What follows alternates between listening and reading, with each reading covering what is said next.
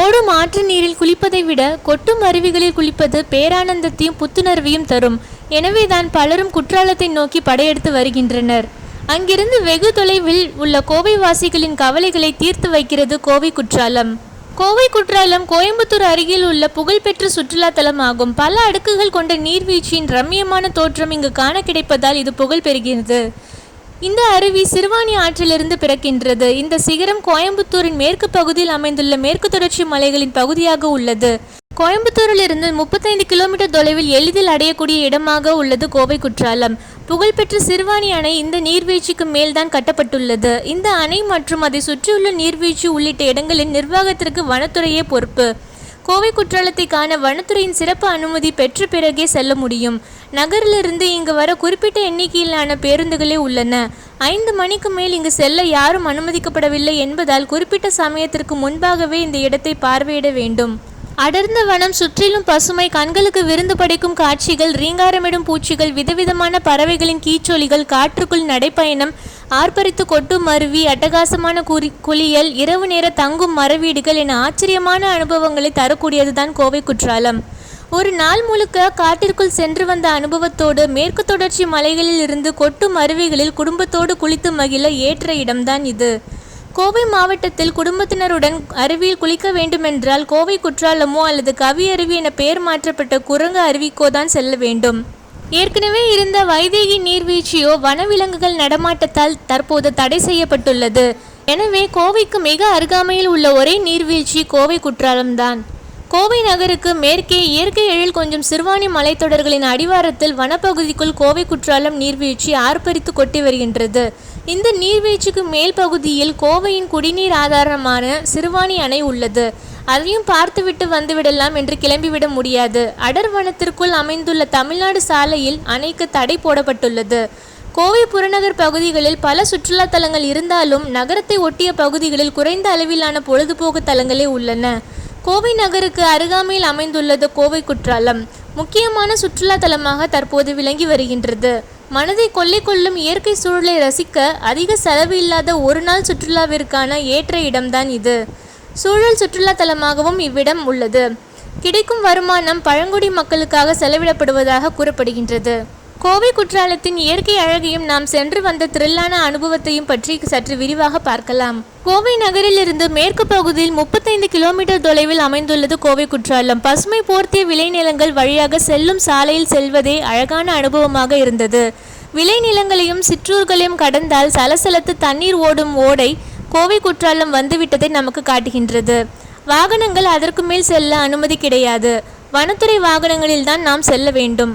வனத்துறை சோதனை சாவடியில் நுழைவு கட்டணம், கேமரா கட்டணம், வாகன கட்டணம் செலுத்திவிட்டு வந்து நின்றால் வனத்துறை வாகனமும் வந்து நிற்கும். அதில் ஏறினால் காடுகளுக்குள் செல்லும் பாதையில் பேருந்து பயணம் தொடரும். சிறுவாணி அணைக்கு செல்லும் பாதையிலிருந்து இடதுபுறம் அருவிக்கு செல்லும் பாதை பிரியும். அங்கே இருபுறமும் உயர்ந்து வளர்ந்த தேக்குமர காடுகள் சில்வண்டுகளின் ரீங்காரம் ஒலிக்க நம்மை அழகாக வரவேற்கின்றது. இந்த காட்டு பயணம் சுற்றுலா பயணிகளுக்கு ஒரு த்ரில் அனுபவமாக இருக்கும் என்பதில் எவ்வித சந்தேகமும் இல்லை. தேக்குமர காடுகளின் இறுதியில் பேருந்து நின்று விடுகின்றது. அங்கிருந்து சுமார் 1 கிலோமீட்டர் தூரம் காடுகளுக்குள் நாம் நடைப்பயணமாக தான் செல்ல வேண்டும். பசுமை போர்த்திய வனம், முகத்தை வருடும் குளிர்காற்று, பறவைகளின் கீச்சொலிகள், ஆங்காங்கே குவிந்து கிடக்கும் யானை சாணங்கள் என த்ரில் அனுபவமாக இருந்தது. வியர்க்க விறுவிறுக்க நாம் நடந்து வந்தபோது கொட்டும் நீர்வீழ்ச்சி நம்மை குளிக்க வரவேற்கின்றது. மலை காடுகளில் இருந்து வானம் கொட்டுகின்றது போல் ஒரு உணர்வை நமக்கு தருகின்றது. மலைகளில் பல அடுக்குகள் தாண்டி நீர் ஆர்ப்பரித்து விழும் சத்தம் நமக்கு கேட்க மனதிற்குள் ஒருவித புது உற்சாகத்தை தட்டி எழுப்புகின்றது. ஒவ்வொரு அடுக்குகளிலும் பலர் கூட்டம் கூட்டமாக குளித்து கொண்டிருந்தார்கள். நமக்கான ஒரு இடம் தேடி நீர்வீழ்ச்சியில் நாம் தலையை நனைக்க வேண்டும். உச்சந்தலையில் விழும் குளிர்ந்த நீரின் வேகத்தில் உடல் சிலிர்த்து அடங்கும். மெல்ல நம் உடல் குளிருக்கு பழகி போனது. நீர்வீழ்ச்சியில் தொடர்ந்து விழுந்த குளிர்ந்த தெளிந்த நீர்த்தேகம் நினைக்க உடலும் மனமும் புத்துணர்வு அடைந்தது. தண்ணீரை குடித்து பார்த்தால் சிறுவாணியின் சுவை நாவில் தித்தித்தது. தண்ணீரில் குளித்து ஆட்டம் போட்டதால் நேரம் செல்வதே தெரியவில்லை. விடுமுறை நாட்களில் மக்கள் கூட்டம் கூட்டமாக இங்கு குவிவது வழக்கமாகி போனது. உடைமாற்றும் அறைகள், நீர்வீழ்ச்சியில் தண்ணீர் அதிகமானால் எச்சரிக்கும் கருவி உள்ளிட்ட பாதுகாப்பு ஏற்பாடுகள் தற்போது செய்யப்பட்டுள்ளன. அடைமழை காலத்திலும் கொதிக்கும் கோடை காலத்திலும் நீர்வீழ்ச்சிக்கு செல்ல தடை விதிக்கப்படும். வெகு நேரத்திற்கு பின்னர் பிரிய மனமின்றி நாம் மேலே வந்ததும் உடல் ஈரம் உலர்ந்தாலும் மனதின் ஈரம் நமக்கு உலர்வதில்லை. ரம்யமான இயற்கை சூழலில் பிரிய மனமில்லாதவர்களுக்கு ஒரு நாள் தங்கி செல்லும் வாய்ப்பு இங்கு உள்ளது. குளியலுக்கு பின் இரவு நேர ஓய்வுக்காக கோவை குற்றால நுழைவாயிலுக்கு அருகில் சுற்றுலா பயணிகளுக்கான தங்குமிடங்கள் வனத்துறை சார்பில் அமைக்கப்பட்டுள்ளன. அதிலும் அங்கு உள்ள மர வீடுகள் நம் மனதை கொள்ளை கொள்ளும் வகையில் கவரும் வகையில் இருந்தன. நமக்கு அதிர்ஷ்டமும் இருந்தால் அங்கு உள்ள வன விலங்குகளையும் நாம் காணலாம். இங்கு தங்க வனத்துறை அலுவலகத்தில் முன்பதிவு செய்ய வேண்டும். நாம் முன்பதிவு செய்திருந்ததால் எவ்வித சிக்கலும் அங்கு இருக்கவில்லை. வனச்சூழலில் இரவு பொழுது இனிமையாக இருந்தது.